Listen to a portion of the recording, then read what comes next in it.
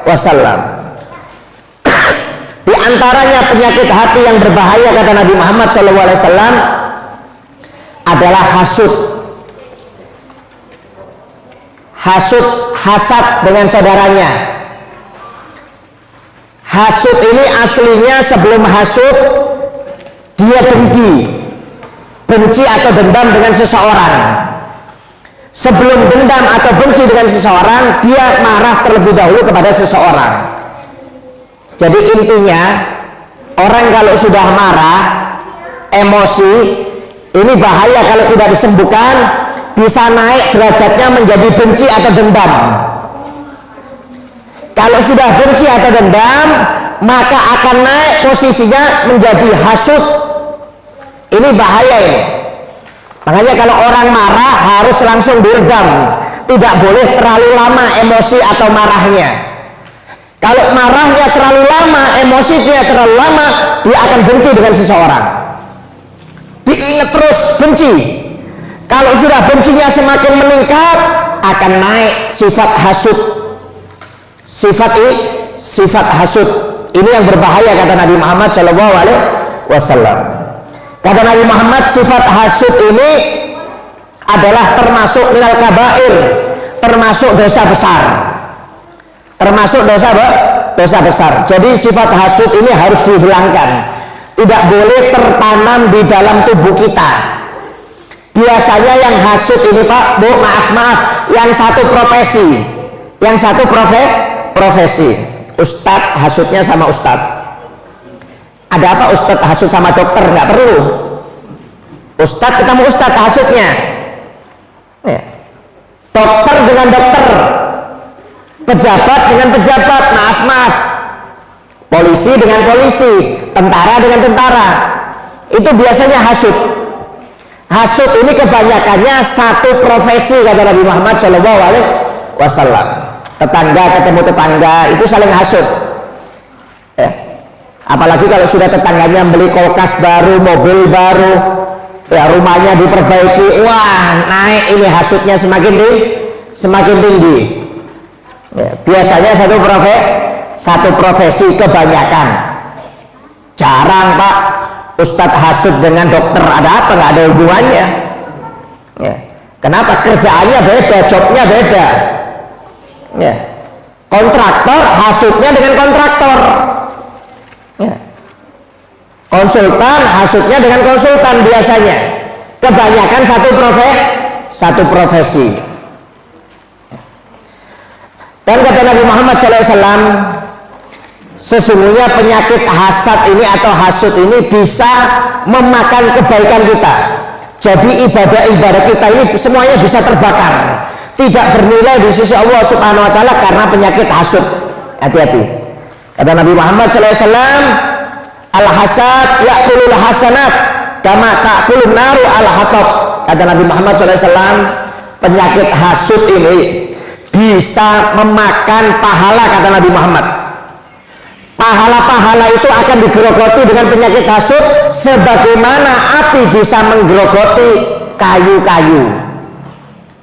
Rumah beton Pak Bu, maaf, dengan rumah kayu lebih cepat terbakar rumah kayu. Begitu juga pahala kita ini lebih cepat terbakar dengan apa? Dengan jika kita di dalam hati kita banyak penyakit hasad atau hasud, wal iyadzubillah min dzalik. Bahkan kata Nabi Muhammad, sifat hasud itu bisa merusak iman sebagaimana madu bisa dirusak oleh jadam. Tahu jadam Bu ya? Pernah dengar jadam?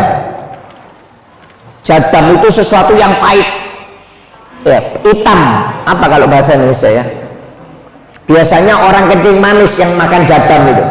Tapi nggak boleh terlalu banyak. Kalau terlalu banyak ginjalnya hancur. Ya, ginjalnya hancur. Jadam itu pahit. Itu obat. Jadam itu obat. Ya. Tapi pahitnya luar biasa. Orang kalau makan nggak boleh ditaruh mulut. Kalau taruh mulut, waduh, langsung hancur. Rasanya luar biasa pahitnya. Biasanya dimasukkan ke dalam kapsul untuk minum. Kenapa? Saking pahitnya jadam. Kata Nabi Muhammad, ya, iman ini bisa dirusak dengan penyakit hasud sebagaimana madu yang manis bisa hancur jika kemasukan jadam walaupun sedikit. Bahaya ya. Jadi bahaya, sifat hasud ini bahaya, bukan menghilangkan pahala kita, tapi juga bisa menghilangkan iman kita kepada Allah Subhanahu wa Ta'ala. Sampai-sampai kata Nabi Muhammad SAW ya, sesungguhnya Allah Subhanahu wa Ta'ala memerintahkan kita untuk berlindung dari orang-orang yang hasud dan godaan syaitan. Kita ini Pak Bu, kalau doa maaf jangan minta berlindung dari godaan setan saja, kata Nabi Muhammad, tapi juga harus minta perlindungan dari orang hasud. Bahaya, orang hasud ini bahaya Pak ya, bahaya. Ini sifatnya iblis. Iblis itu pertama kali penyakit hatinya bukan sombong tapi hasud. Hasud, kenapa? Karena merasa tersaingi dengan Nabi Adam yang dimasukkan ke dalam surga. Apalagi ketika iblis disuruh sujud kepada Nabi Adam, tambah keluar sombongnya iblis. Jadi maaf, iblis pertama kali dikeluarkan oleh Allah itu sebenarnya bukan karena kesombongannya, karena sifat hasudnya yang pertama. Yang dilakukan maksiat pertama kali oleh iblis adalah hasad kepada Nabi Adam. Karena apa? Merasa tersaingi iblis. Akhirnya ketika diperintahkan oleh Allah untuk sujud kepada Nabi Adam, keluarlah sifat sombongnya iblis. Waliyadzubillah min dzalik. Sampai pernah dikisahkan iblis pernah ditakdir oleh Allah Ta'ala untuk ketemu Fir'aun.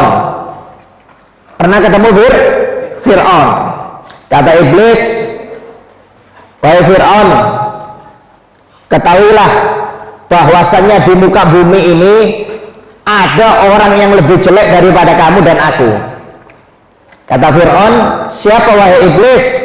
Yaitu al-hasid, orang yang hasud.